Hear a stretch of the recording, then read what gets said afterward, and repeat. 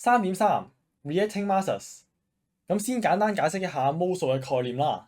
咁呢度有個比喻咧，應該大家都耳熟能詳噶啦。一個 atom 就係1粒，一打 atom 就係12粒。咁1 mol atom 咧就係602000000000000000000000000粒啦。咁因為 atom 實在太細啦，所以咧我哋就用 mol 嚟大約估算嘅份量啦。咁我哋平時做實驗嘅時候咧，用嘅 chemical 嘅份量大概係落喺0.0幾 mol 到幾 mol 左右嘅啫。咁 anyway，mol 數咧係用嚟估算數量嘅。咁呢個602一大串數字都可以叫做 Avogadro's constant 嘅。咁 highlight 起呢4樣嘢咧係共通噶啦。接住落嚟到計數啦。咁最重要嘅公式咧都係得2條嘅啫。第一條係真係緊要嘅，只要你一日讀 Chem 一日都會用得着嘅。mass 除 molar mass 等於 number of mol， 相當之重要。請你好似記住朋友黑歷史一樣咁用心咁記住佢啦。咁第二條咧就冇咩特別嘅，就只係轉 mol 數嘅啫，同計雞蛋有幾多打差唔多嘅啫。咁實際攞幾條數嚟練下啦。我哋有6.2 gram 嘅 Na2O。咁呢度我哋已經知道咗佢個 mass 同埋 chemical formula 兩樣嘢啦。咁我哋咧就可以用 chemical formula 去進一步揾埋佢個 molar mass 啦。咁我哋就睇 periodic table 啦。Sodium 嘅 atomic mass 係23，oxygen 嘅 atomic mass 係16。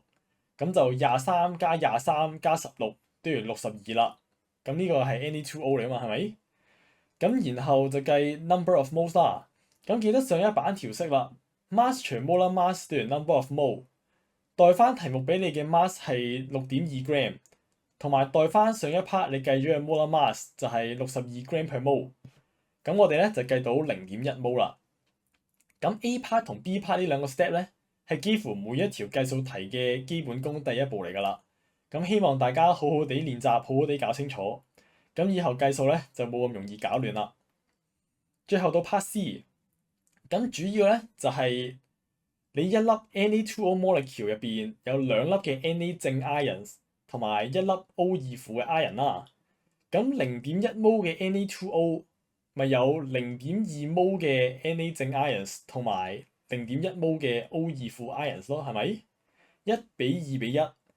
咁我打個比喻啦，一件腿蛋治入邊有1塊火腿、1塊奄列蛋同埋2塊麵包。咁12件腿蛋治咪12塊火腿、12塊蛋、24塊麵包咯，係咪？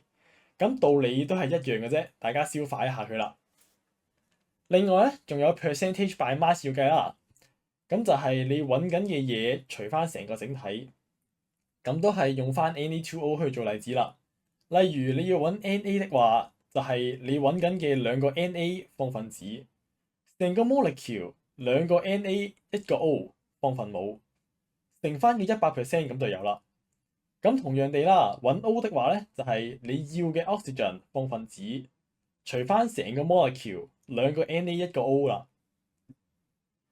咁有時題目咧就調翻轉嘅，例如呢一題咧少咗 atomic mass of X， 但係多咗 percentage by mass of X， 咁都係一樣做法嘅啫。條式都係咁樣寫 percentage by mass of X 等於你想揾嘅一粒 X 除翻成粒 molecule 一粒 X 同2粒 Cl， 再乘翻100%， 最後一步一步咁樣 solve 翻條 equation， 計到 atomic mass of X 係63.5啦。題外話啦，呢個63.5拎去查 periodic table 的話咧，就係 copper 嚟嘅。咁呢個咧就係 copper 2 chloride CuCl2啦。